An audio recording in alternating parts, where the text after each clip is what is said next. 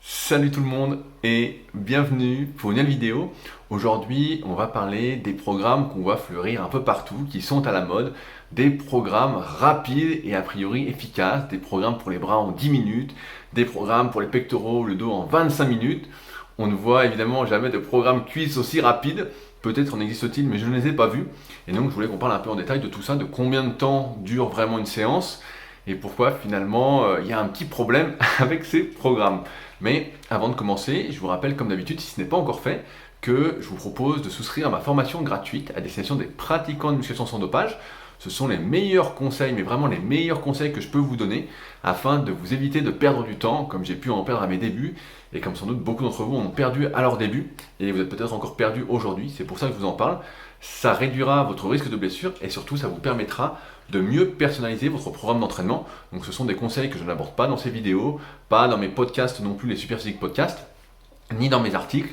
C'est vraiment les meilleurs conseils que j'ai réservés à cette formation gratuite, sans engagement, où je ne cherche encore une fois absolument rien à vous vendre. C'est directement le premier lien dans la description.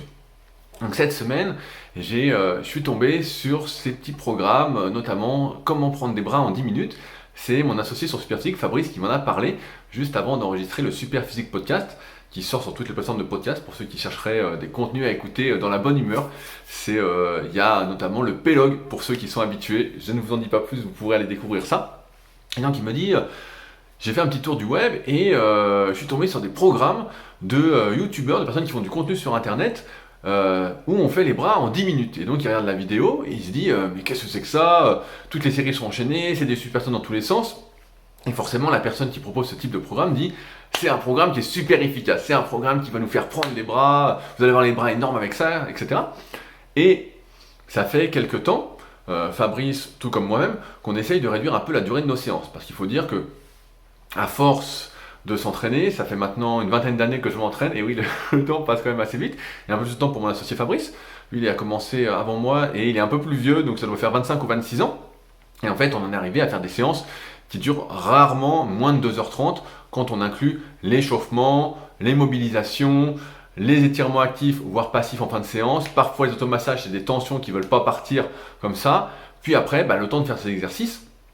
Et donc, on s'est dit à un moment, on aimerait bien réduire la durée de nos séances parce qu'effectivement, c'est assez long, ça prend un temps fou.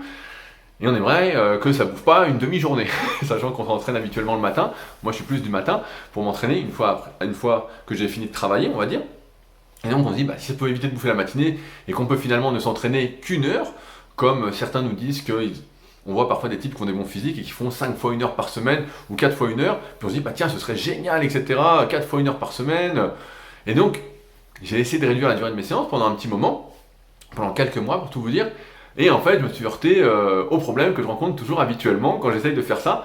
C'est marrant parce que des fois, on fait quelque chose, ça a déjà dû vous arriver, on fait quelque chose, et puis ça marche pas, et puis alors on revient à ce qu'on faisait et on voit que ça marche, et on oublie pourquoi on n'avait pas essayé de réduire sa durée d'entraînement. Donc quand on veut réduire sa durée d'entraînement, qu'est-ce qu'on fait? On réduit les temps de récupération qu'on prend entre les séries. Donc au lieu de prendre 3-4 minutes, on prend plutôt 1 minute, 1 minute 30, donc on réduit vraiment énormément. Si vraiment on manque de temps, on va faire des supersets, notamment des supersets modifiés que moi j'aime particulièrement pour ceux qui manquent de temps et à qui je fais faire parfois à mes élèves. À savoir qu'on va faire une série d'un exercice, on va prendre 1 minute, faire une série d'un autre exercice, reprendre 1 minute et repasser sur le premier exercice. Donc ça permet d'avoir un entraînement qui n'est pas trop cardiovasculaire comme cela serait le cas avec un superset classique. Et puis on va réduire son nombre d'exercices par muscle, on va réduire son volume d'entraînement global pour que ça tienne en un temps réduit. Et donc j'ai essayé ça pendant un moment, sans modifier vraiment l'exercice que je faisais, en faisant juste un peu moins. Et forcément, ce qui s'est passé, c'est que, d'une part, j'ai jamais aimé me presser pour l'entraînement, j'ai jamais aimé speed, etc. Donc d'une part, j'allais à l'entraînement et j'étais moins motivé, parce que c'est pas ma façon d'être. Moi, j'aime bien prendre mon temps pour faire les choses, comme pour écrire un article, comme pour prendre une vidéo. J'aime bien pouvoir étaler, vous en avez l'habitude peut-être si vous me suivez depuis un petit moment. Et donc, je prenais aucun plaisir. Et d'autre part, je voyais mes charges diminuer drastiquement, je me voyais... Donc ça c'était normal, je ferais moins de récupération, mais je voyais que j'avais moins de force. Je voyais que sur la première série de chaque exercice, où normalement on est en forme, etc., j'avais beaucoup moins de jus, d'autant plus que entre les séries, entre les exercices même, je prenais des temps de récupération beaucoup plus courts, alors qu'habituellement, le but quand on veut vraiment prendre du muscle, c'est que chaque exercice soit fait avec le maximum d'énergie. Donc on prend son temps entre l'exercice. J'hésite pas à dire à mes élèves s'ils en ont le temps, si c'est possible, parce qu'encore une fois, le but du coaching, je le répète, c'est pas de proposer l'idéal universel, mais de trouver l'équilibre pour chacun, donc de s'adapter en fonction des contraintes que chacun peut avoir.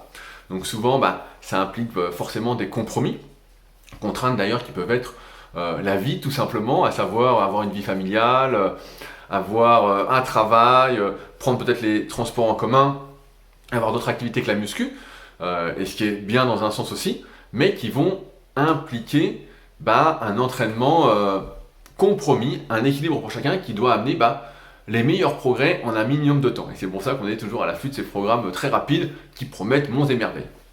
Et donc j'ai fait ça, et en fait je me suis rendu compte, au bout de quelques mois, que évidemment je perdais de la force, mais en même temps je perdais du muscle. Et ça c'est quand même le comble, parce que lorsque on cherche, on va dire, à réduire la durée de son entraînement et qu'on continue à s'entraîner, tout le monde nous dit que c'est beaucoup plus facile de maintenir ses gains musculaires, c'est beaucoup plus facile de maintenir sa force que de la développer.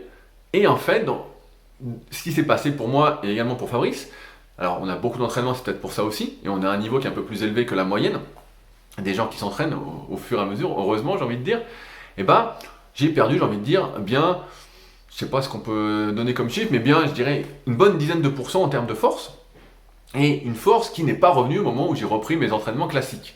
Et donc on voit bien que, comme on l'avait déjà pas mal expliqué dans certains podcasts, d'expérience aussi, c'était déjà arrivé, hein, c'est la roue qui tourne, lorsque l'on s'entraîne plus de manière optimale, certes on arrive à maintenir une bonne partie de ses progrès, mais on n'arrive pas à maintenir 100% de ses acquis. On maintient en général 90% assez facilement, et encore facilement à relativiser, parce que malgré ces temps de récupération réduits, les séances duraient quand même entre 1h30 et 2h, donc au lieu de 2h30, 3h, et on en arrive donc à quelque chose où on perd quand même un petit peu dessus. Donc là où je veux en venir, avec tous ces programmes qu'on voit fleurir un peu partout, bras en 10 minutes, pectoraux en 25 minutes, peut-être cuisses en 25 minutes, peut-être que ça existe, quelqu'un a osé mettre ça, a osé nous prendre vraiment pour des cons, vous prendre pour des cons à fond, c'est que c'est pas la meilleure façon de prendre du muscle. J'aimerais rappeler quelques fondamentaux en musculation, notamment en musculation sans dopage. La première, c'est que on sait que pour prendre du muscle, de manière simplifiée, il faut réunir les 3 facteurs de l'hypertrophie musculaire qui sont la tension mécanique, c'est-à-dire les poids qu'on va utiliser, un poids suffisamment lourd, un stress métabolique, c'est-à-dire un temps sous tension suffisamment long durant la série et durant la séance pour le muscle, c'est-à-dire le volume d'entraînement global pour ce muscle durant la séance, et le tout en progressant régulièrement à chaque séance. C'est pour ça que j'aime bien dire que chaque séance doit être imbriquée dans la suivante et non pas vue comme une séance individuelle, parce que sinon on force le plus qu'on peut et avec toutes nos contraintes, vu qu'on n'est pas professionnel et qu'on n'est plus si jeune, on récupère pas et on fait de moins en moins bien à chaque séance, on est complètement cramé. Les jeunes qui me regardent, qui ont peut-être une vingtaine d'années, ne comprendront peut-être pas cela s'ils sont doués. Mais moi aussi, quand j'avais 18-20 ans, j'y pensais pas trop à tout ça. Et après, les années m'ont rattrapé et j'ai senti que c'était pas possible et que c'est pas parce qu'on s'entraînait à fond qu'on progressait à fond. Il y avait un juste équilibre à trouver. Et donc, lorsque l'on propose ces entraînements avec très très peu de récupération, en très peu de temps, ce qui se passe, c'est qu'on privilégie la congestion. On privilégie le stress métabolique, la congestion, les facteurs secondaires de l'hypertrophie musculaire, et au détriment donc des charges qu'on va utiliser, et au détriment de la progression qu'on va utiliser, parce qu'en fait, ce qu'on est en train de faire, c'est un entraînement énergétique. C'est un entraînement cardiovasculaire si on fait des gros exercices, mais permettez-moi d'en douter, je n'ai jamais vu quelqu'un faire une séance de cuisse en 25 minutes, en faisant par exemple des séries de 20 à la presse à cuisse en forçant. C'est peut-être le temps que ça prend pour faire 4 séries de 20 à la presse à cuisse, avec 2-3 minutes de récupération, et encore si on force pas trop, parce que sinon on prend plus de récup que ça. Et donc on transforme l'entraînement en fait dans un entraînement qui est plus un entraînement de type cardiovasculaire énergétique, dans le sens où on va dépléter beaucoup de glucides, beaucoup de glucose, pour simplifier, et on est très très loin d'avoir les muscles comme facteur limitant l'entraînement. Or, pour prendre du muscle, encore une fois de manière naturelle, il faut que ce soit nos muscles qui soient le facteur limitant de nos exercices en priorité. Certes, d'autres systèmes vont intervenir, comme le système nerveux, qui régule quand même la force de nos muscles, la force de contraction. Donc nos muscles, le système énergétique, le système immunitaire. Si on est malade par exemple, on a une grippe, forcément on va être moins efficace, nos entraînements vont être moins productifs. Et d'autre part, il faut éviter de reprendre, comme je disais tout à l'heure, pour compléter, un exercice en étant essoufflé. Si on reprend l'exercice en étant essoufflé, on n'est plus sur un effort presque que musculaire, mais on est sur un effort cardiovasculaire, et dans ce cas-là, ça peut se concevoir, pourquoi pas, mais le but de l'entraînement n'est alors plus de prendre du muscle. Et c'est pour ça qu'il y a beaucoup de personnes, je fais un petit aparté, qui viennent d'autres activités sportives et qui, quand elles font de la musculation, sont un peu frustrées parce qu'elles se disent bah vite, il faut que j'enchaîne, il faut que je transpire, il faut que je sois à fond, etc. Et en fait, la meilleure façon de prendre du muscle, encore une fois, malheureusement, c'est que il faut prendre des temps de récupération qui sont assez longs. Il faut faire que chaque série soit productive. Donc, je ne recommande pas spécialement d'aller à l'échec, voire pour la majorité des personnes de ne pas y aller, sauf par période, en fin de cycle de progression. Mais on peut avoir l'impression, notamment si on fait une séance pour le haut du corps qui n'implique pas des grosses masses musculaires comme le dos, si on fait les pecs ou les bras, on peut avoir l'impression en fait qu'on n'a pas fait une séance de sport si on était habitué à faire des activités sportives comme je sais pas, du vélo, de la course à pied, des activités qui demandent vraiment beaucoup de temps et d'efforts où on va vraiment être crevé après, où là en fait on va avoir une fatigue qui va être vraiment différente. Et c'est ça aussi qui est intéressant, c'est que la musculation amène une fatigue différente. D'autre part, là où je veux en venir aussi, c'est que lorsque l'on débute la musculation, en fonction de chaque individu, on a une sensibilité à l'effort qui va être plus importante que quelqu'un qui va avoir 2, 3, 4, 5 ans d'entraînement au fur et à mesure. On va être de moins en moins sensible aux efforts de basse intensité. Ainsi, ces séances de 10 minutes, de 25 minutes, ça peut être quelque chose d'intéressant si vous débutez complètement la musculation, parce que le moindre effort va vous faire prendre du muscle. Est-ce que ça va vous faire prendre le plus de muscle possible ? Sans doute pas, mais ça va vous permettre de prendre un peu de bras, si on parle des bras en 10 minutes, de prendre un peu de pec, voilà.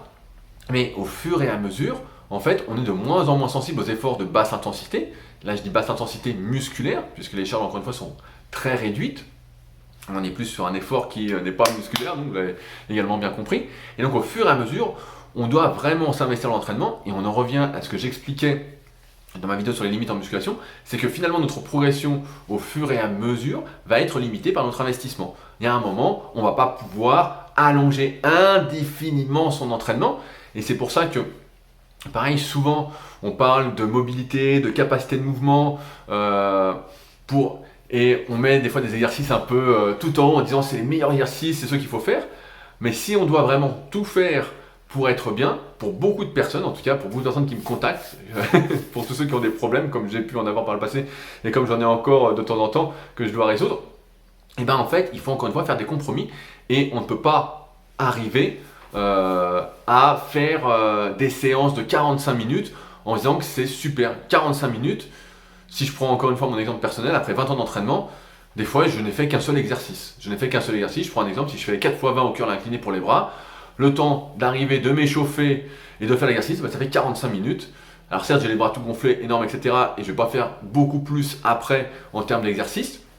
Mais en gros, 10 minutes, c'est même pas le temps que prend un exercice.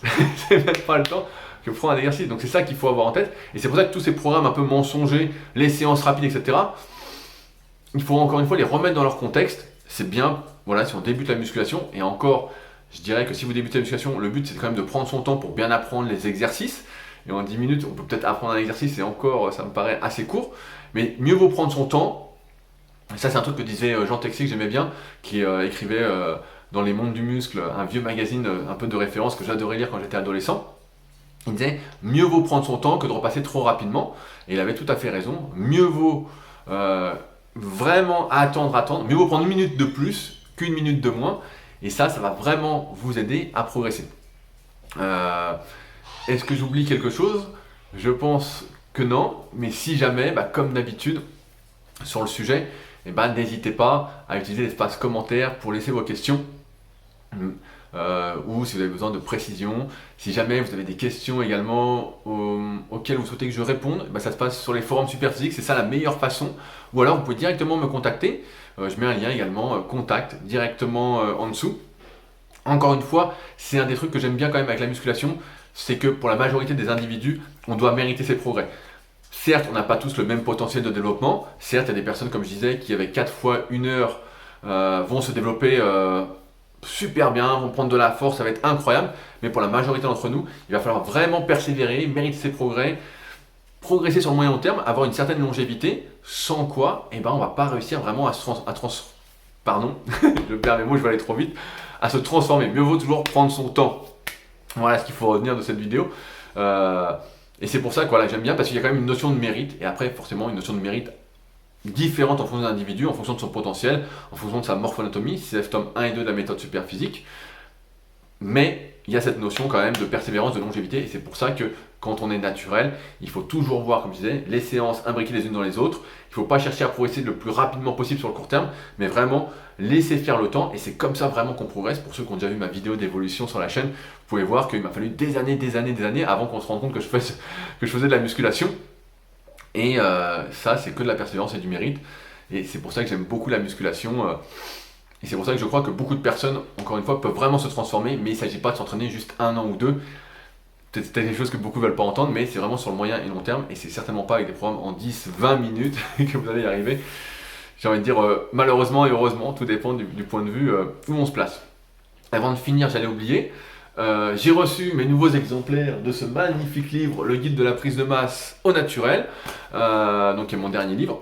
Ça, c'était le tout premier qu'on voit ici. Et donc j'ai repris les envois, je suis à jour sur les envois, donc si vous le commandez, il y a un lien, je crois, directement dans la description de la vidéo aussi. Et ben, je le poste une fois par semaine, dédicacé avec amour. Si vous voulez une dédicace spéciale, n'hésitez pas à me le dire également quand vous le commandez directement sur mon site. À ceux qui souhaiteraient travailler avec moi dans le cadre des suivis coaching que je propose, n'hésitez pas également à me contacter avant de payer quoi que ce soit, afin qu'on soit sur la même longueur d'onde. Si cette vidéo vous a parlé, par exemple, si vous n'avez que 3 fois 20 minutes à consacrer à l'entraînement, c'est pas moi qu'il faut voir. Si vous avez 3 fois 1 heure, on peut discuter, on peut déjà faire pas mal de choses. On va essayer de trouver, entre guillemets, comme je disais tout à l'heure, votre équilibre au mieux. Mais en dessous de 3 fois 1 heure par semaine, je ne suis pas magicien et donc on ne pourra pas faire grand chose. Et si vous avez plus de temps, et ben c'est encore mieux. J'ai envie de dire, il y a un bon compromis. Je suis né là-dessus, c'est promis, je suis un peu bavard. Il y a un bon compromis que j'ai remarqué d'expérience à force d'entraîner. C'est il faut entre 3 et 4 séances par semaine. Idéalement, où on peut avoir vraiment beaucoup de résultats, c'est à peu près si on a 1 heure et demie à chaque fois, au moins, et en passant les jours de repos à faire un peu d'étirement, de mobilisation, etc. C'est des bons compromis, mais voilà, si vous avez que 3 fois 20 minutes, je ne suis pas l'homme de la situation et je n'essaierai pas de vous endormir, de vous escroquer, mais voilà, 3 fois 1 heure, n'hésitez pas à me contacter si vous souhaitez travailler avec moi et qu'on avance ensemble, on verra si on est sur la même longueur d'onde. Et puis voilà, j'oublie rien, je vous ai déjà dit tout le reste. Si jamais la vidéo vous a plu, n'hésitez pas, comme d'habitude, à en parler autour de vous, à mettre un petit pouce bleu, à vous abonner.